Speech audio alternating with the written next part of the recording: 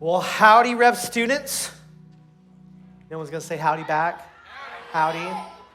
I have a almost 2-year-old, so we watch a lot of Toy Story. So howdy's a fairly common word in our house, but we are in week 2 of our relationship series called Potential. Some of you can read the words on the screen, and I'm proud of you. We are in week 2. How many of you guys were here last week?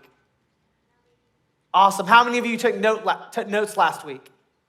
Well, that's great. You guys are well ahead of everyone else. We're really going to be kind of picking up where we left off last week. So if you were here last week, you're in a great place. If you weren't, don't worry, I got you. I'm going to recap a little of where we were last week to help us get to where we're going today. But we are in a series on relationships called Potential. And last week, we cast the idea that you all have potential. You have potential in all the areas of your life. You have potential in where you're going to work. You have potential in how you operate at school right now. You have potential in your future careers, your future college choices. And we said one of the biggest places that you have potential in is in who you date, how you date, and who you marry. And so that's why we're talking about it. It's one of the biggest potentials of our life. But then we said that there is a bigger potential we have to make sure we get right. That while relationships are important, it's a huge potential, who you date, how you date, and who you marry. The biggest potential in our lives is who we become, that we're becoming the people that God has called us to be. And so we had a verse, I'm going to throw it up on the screen. If you have Bibles, there's some in the seats, turn with us, Philippians chapter 1, verse 27. This is kind of where we were last week. We said, only let your manner of life be worthy of the gospel of Christ, so that whether I come and see you or am absent, I may hear of you, that you are standing firm in one spirit, with one mind, striving side by side for the faith of the gospel.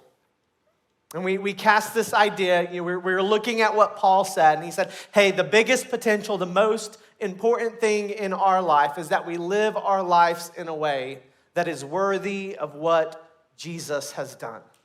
That we believe, if we believe that Jesus really lived a perfect life that we couldn't live, if we really believe that Jesus died a death that we deserve, and if we really believe that he rose from the grave 3 days later and he beat death and he beat sin and he is fighting for us, and one day we're gonna see him face to face, that should affect every area of our lives, even relationships. And so that's kind of where we were last week, and we're gonna kind of be on a journey through this series, so please keep coming back. We're gonna kind of keep picking up where we were. But we're going to talk about wisdom in dating today. It's interesting. The Bible actually doesn't talk a whole lot about dating, but it does talk a lot about making wise choices, and specifically wise choices about how you interact with other people and how you honor God with your choices. There's no book. You can't open this up and be like, oh, well, in second relationships, it says that I should date the first person that gives me attention. Doesn't say that. It doesn't exist. But what it does say, and we'll look at this right here in Ephesians 5:15, it does say, look carefully then how you walk, not as unwise, but as wise, making the best use of our time because the days are evil. He says, look carefully how you walk, not as unwise, but as wise.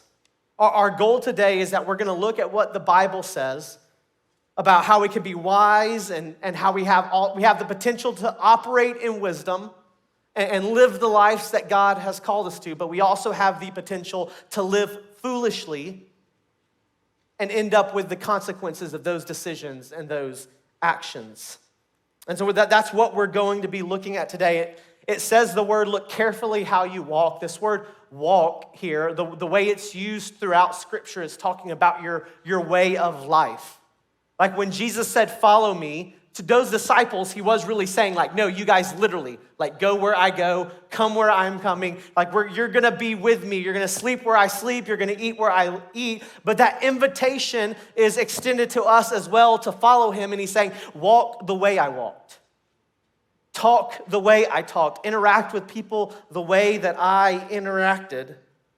And if we went back to our verse we just read in Philippians, we could say, only let your manner of walk be worthy of the gospel of Christ. Let the way that you live your life be worthy of the gospel of Christ. It's the same idea. It says, look carefully how you walk, not as unwise, but as wise. You see that there is a way that we can operate in all of the potentials of life, especially dating that is wise and honor God and leads us into the way that He's created things.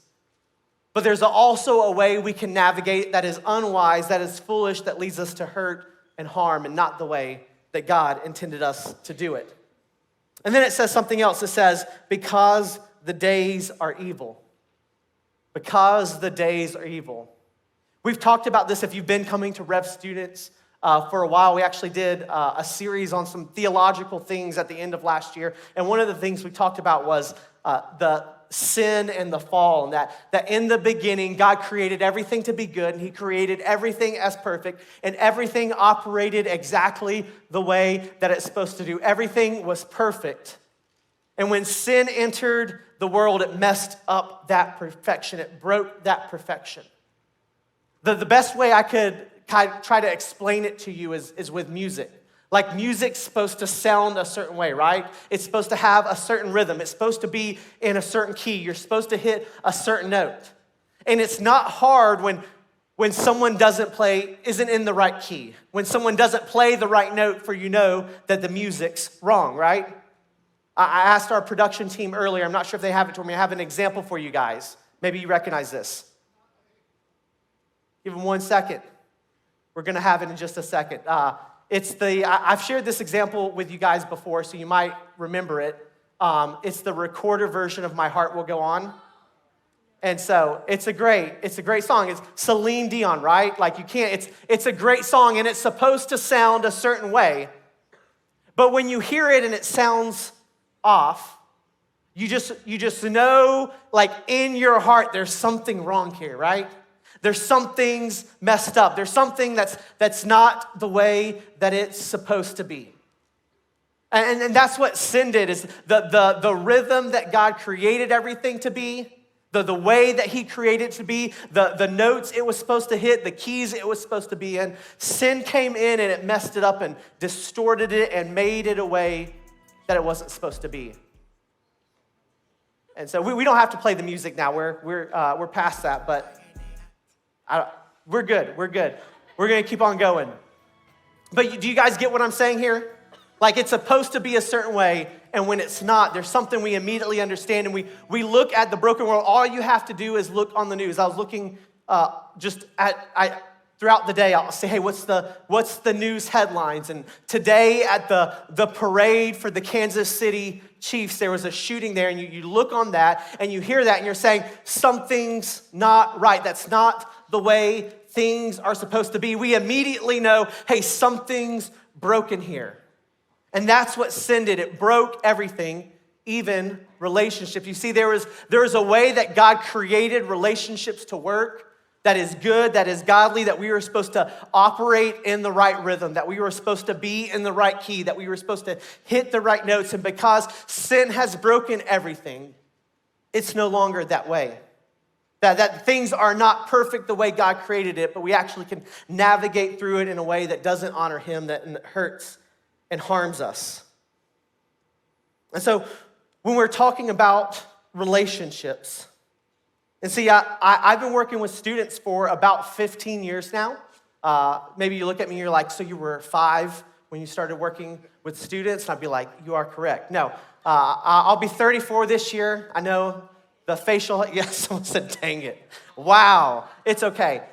It's okay. No, but I graduated high school and I had some great leaders, like some of our great leaders in here. A guy named Gary Marshall who just cared for me, invested in me, spoke life into me. And when I graduated high school, I was like, man, if I can be Gary Marshall for someone else, like that's enough for me. Like I just want to be there for someone. If something's going on in someone's life and they call me, I want to be there for him because that's what he was for me. So I started working with students as soon as I got out of high school. And so I've seen a lot of students navigate relationships and specifically navigate them poorly and unwisely. You see, what can begin to happen is as people begin to date, as people can begin to feel attraction and start trying to figure out this whole thing, they can begin making poor decisions. Right now, it's very common for people to become obsessive about a relationship. We use the term boy crazy or girl crazy, right? Maybe you've heard that before. That's all they can think about. And they find someone they like, and that's the only person they talk to and the only person they want to talk to. It's the only person they spend time with and the only person they want to spend time with. And when they're not talking to that person and when they're not spending time with the person, they're thinking about that person. It becomes something that consumes their entire life. And what can begin to happen is they begin to lose a sense of their identity. They begin to disregard other important relationships. They begin to base their life decisions based off of this current relationships and current circumstances, and they begin making poor decisions. They might say something like, well, I'm going to this college because that's where the person that I like goes. They say, I'm going to begin to engage in these activities because these are the activities that the person that I like does, right? We begin to shape our identity around the person that we like, not who God has called us to be. And see, when you begin to make unwise relationships and decisions, it doesn't just affect your relationship with the other people around you, it also affects your relationship with God. A lot of times what happens when this begins to happen is people become disconnected. Maybe they were plugged in, maybe they were coming to church all the time, and then suddenly they stop coming, right? Because that doesn't have to do with their boyfriend or their girlfriend, right? They begin to have a conflict about what's right and wrong because suddenly what they used to believe or what is being taught is right and wrong isn't what they're experiencing right now, so they begin to try and change what they believe is right and wrong.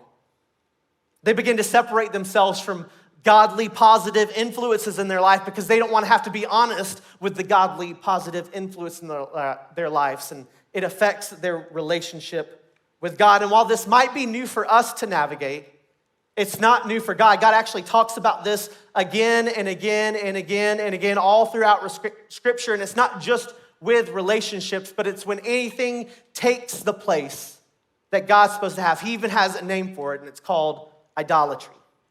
I have a definition for you on the screen if you're taking notes. An idol is anything that we value or build our lives around more than God. An idol is anything that we value or build our lives around more than God. And for those of us in this room who saying we are Jesus followers, for those of us in this room who says, hey, I believe that Jesus really lived and Jesus really died and he did that for me and I'm now following him, God says, hey, you can't have something take the place that I'm supposed to have. He says that is idolatry. That is having an idol. That is something else taking the place that I'm supposed to have. You see, when we became believers, there was a time we didn't follow God. And like I said, if we're in this room and we're saying we're Jesus followers, that Jesus changed our heart, that he brought us from death to life, that he saved us, that was an invitation for us to reorient what's most important, what's at the top, what is the most valuable things in our life. And that maybe beforehand sports was the most valuable, or a relationship was the most valuable, or success or popularity, that was the most valuable. But at the point that we started following Jesus, God says, that is my spot now. No one else created the earth. No one else holds everything in existence. No one else lived and died for you. I get the top spot in your life. And you see what can begin to happen is we begin to give other things the top spot. We get into a relationship and that boy we really like and that girl we really like gets the top spot, and it begins to affect our relationship with God. Like I said, anything can be an idol. Sports can be an idol. We get so obsessed with our spot on the team or how good we're doing or what college we're going to get into, and we have to try and we have to earn and we have to do all these things, and that gets the top spot in our life, and our relationship with God begins to get hurt. Anything can do that. I have a definition from pastor and author Timothy Keller, who passed away last year.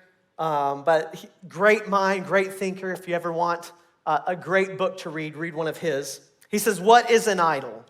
It is anything more important to you than God. Anything that absorbs your heart and imagination more than God. Anything you seek to give you what only God can give.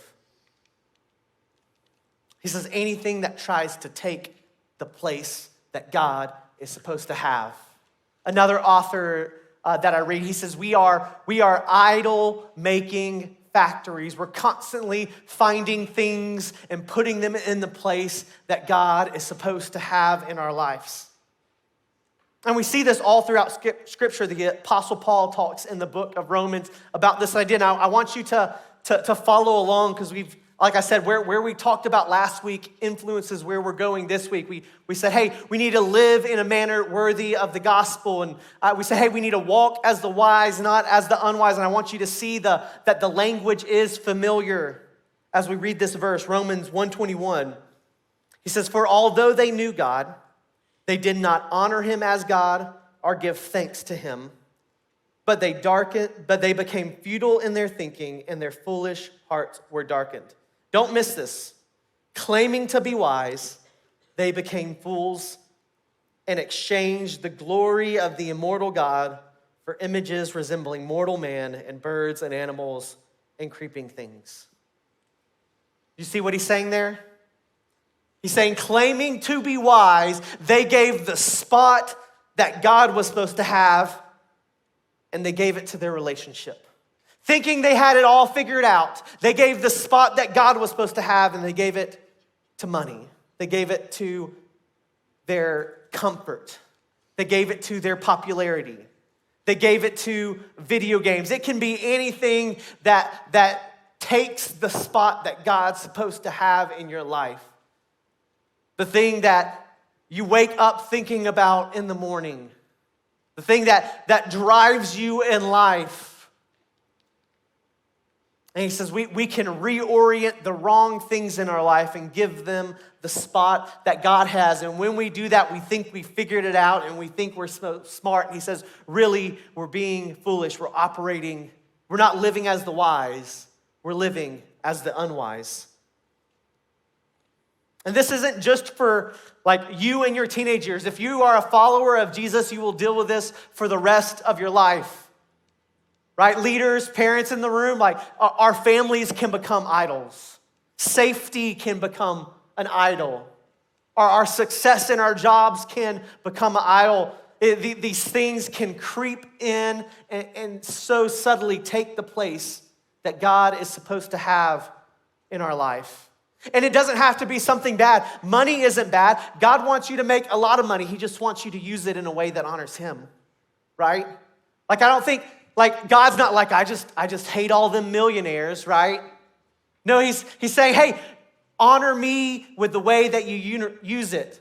See, I remember growing up, and not that we were, like, impoverished or, like, living just this, like, horrible lifestyle, but we just didn't have a lot of extra, right? Like, things were always tight. Like, we would always have conversations, hey, we just can't do this right now, right? And that was fine, but I remember growing up, and I remember, as I was getting older and thinking about, like, what kind of job I wanted, what I would want to do.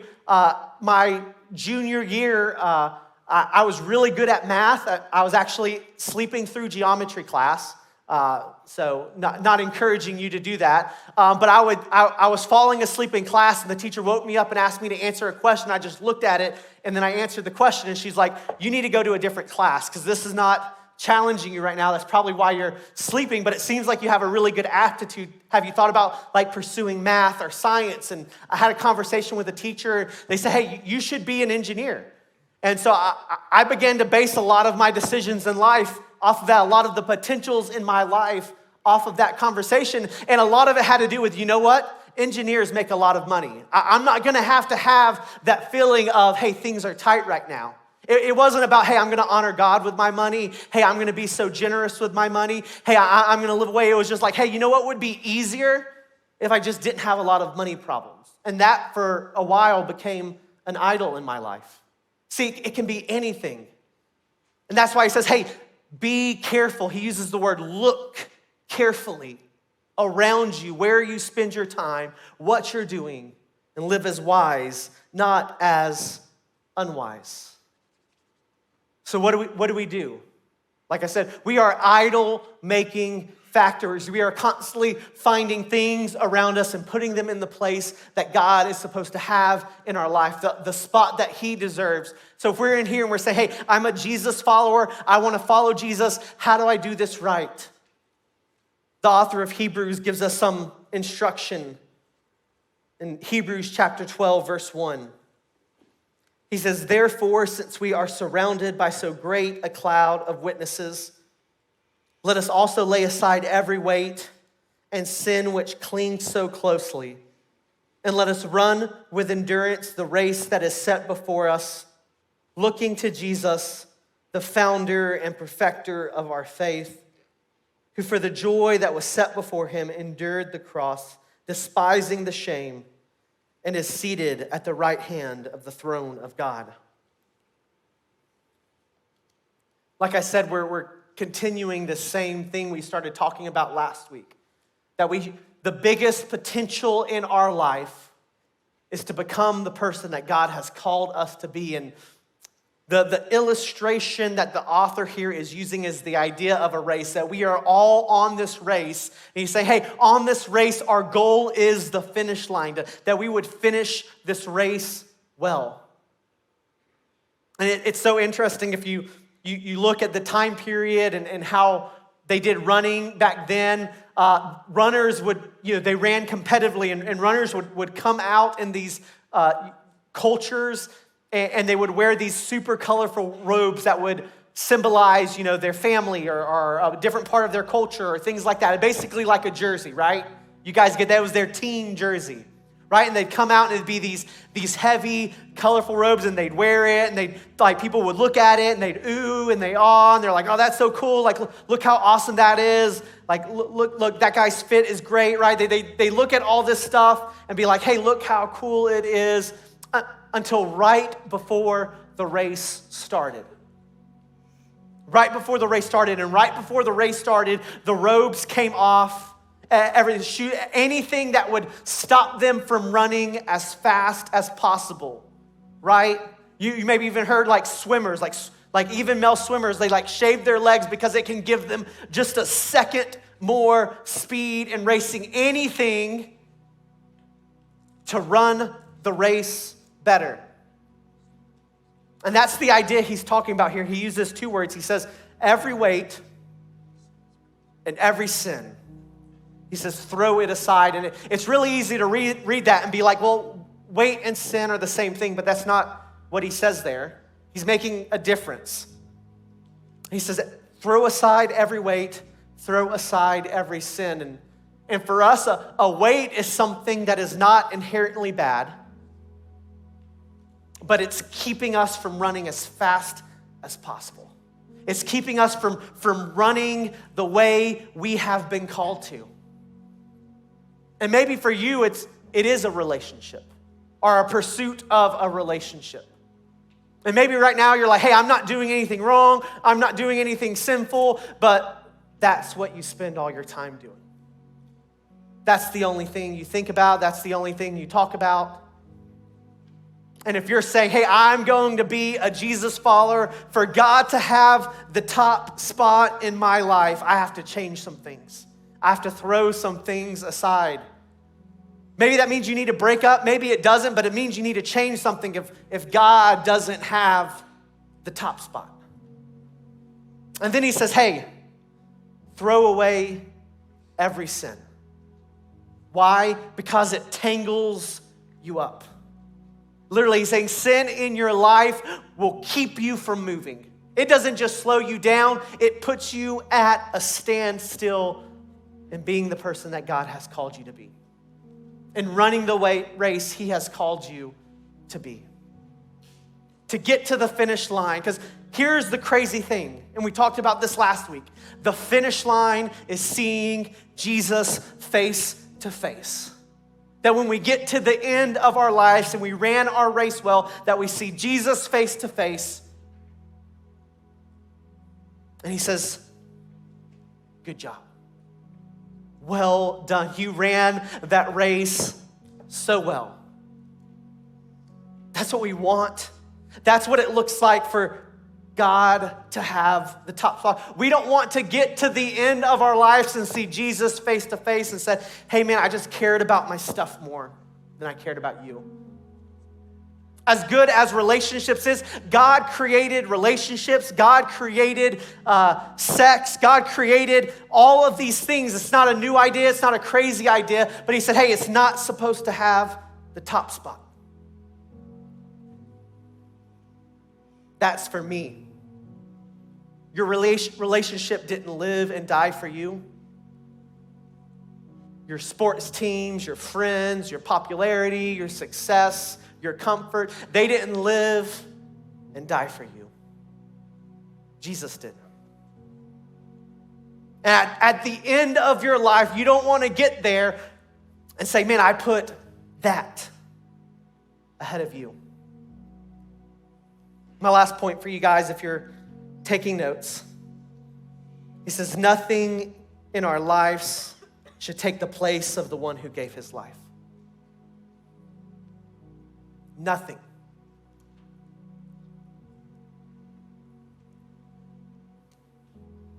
And if we're in here and we're saying we're Jesus followers, and I hope that you do. I hope that you're in this room right now and you're saying, hey, I am someone who God has changed my life, and I want to follow Jesus with everything I have. And for you to follow Jesus with everything that you have, it means you got to throw some weight to the side. It means you got to remove some things, even good things, if it's keeping you from running the way that God has called you to. And you got to get the sin out of your life because it is keeping you at a standstill. It's entangling you up. It's bringing you down. And it hurts you and it harms you and it doesn't want what's best for you. But the God who loves you does. Pray with me. God, we come to you today, Lord.